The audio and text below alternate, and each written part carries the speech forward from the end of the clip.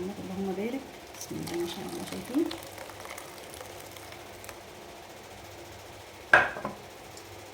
بألف هنا وشفا بقى ليكم. وان عجبكم بقى الفيديو اشتركوا معايا في القناه. الملوخيه اهي بقى يا حبايب قلبي زي ما انتم شايفين كده. خرطتها طبعا، الاول غسلناها ونشفناها وبعدين خرطتها بالمخرطه زي جدتي بالظبط معلمتنا بالطريقه الفلاح البلدي اللي انتوا عارفينها.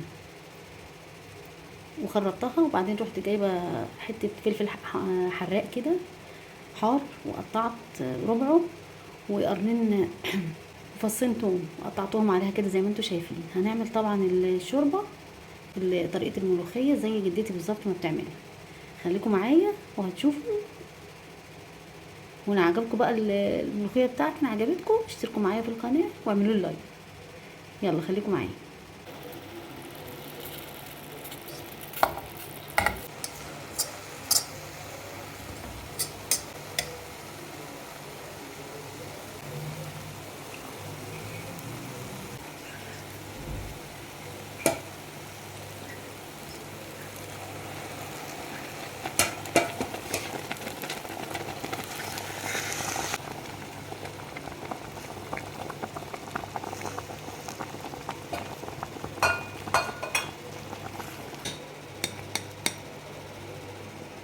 لسه طبعا محتاجه شويه ميه شوربه اهي، بس طبعا ما تكتروش عشان ايه ما تبقاش خفيفه يعني.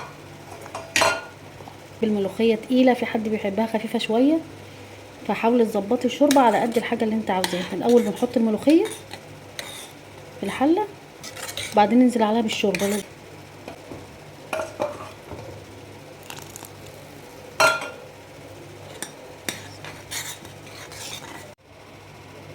يعني هي يا دوب كده دقيقتين، بس دقيقتين ونطفي عليها ونعمل الدقه بقى ونحطها عليها. خليكم معايا. وان عجبتكم بقى الملوخيه بتاعتي اشتركوا في القناه واعملوا لي لايك.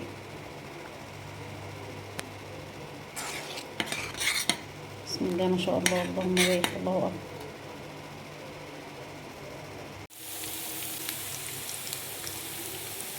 طبعا الدقه بقى اهي جهزناها، حطينا معلقه سمنه بلدي كبيره او حسب ما تحبي يعني. انا بحبها بالسمنه البلدي كده بتبقى طعمها خطير. وطبعا ونزلنا بقى اهو بالثوم.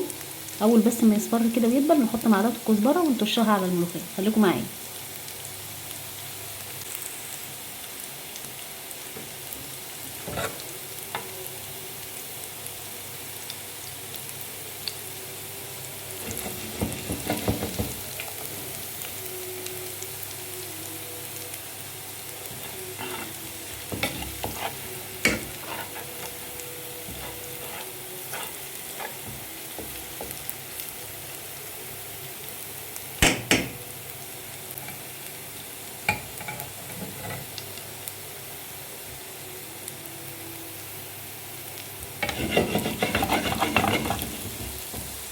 معلقه كبيره بقى كزبره ناشفه.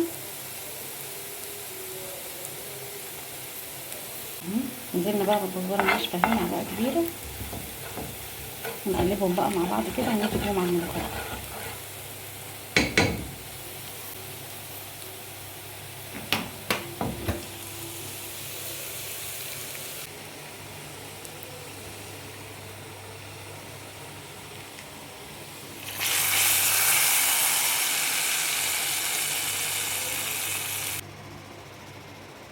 بصوا بقى بسم الله ما شاء الله الملوخيه عامله ازاي.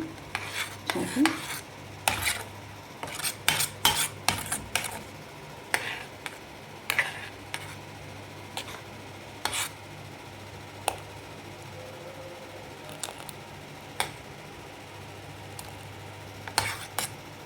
شايفين العرق بتاعها؟ شايفين بقى الملوخيه عامله ازاي؟ بسم الله ما شاء الله اللهم بارك. العرق بتاعها عامل ازاي؟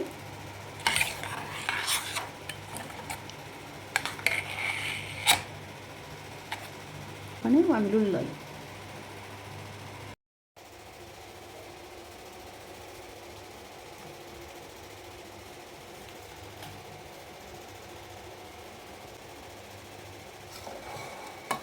الله بسم الله ما شاء الله اللهم صل على النبي اللهم بارك. بسم الله ما شاء الله. شايفين؟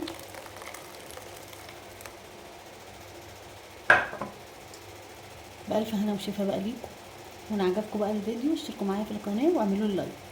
شكرا.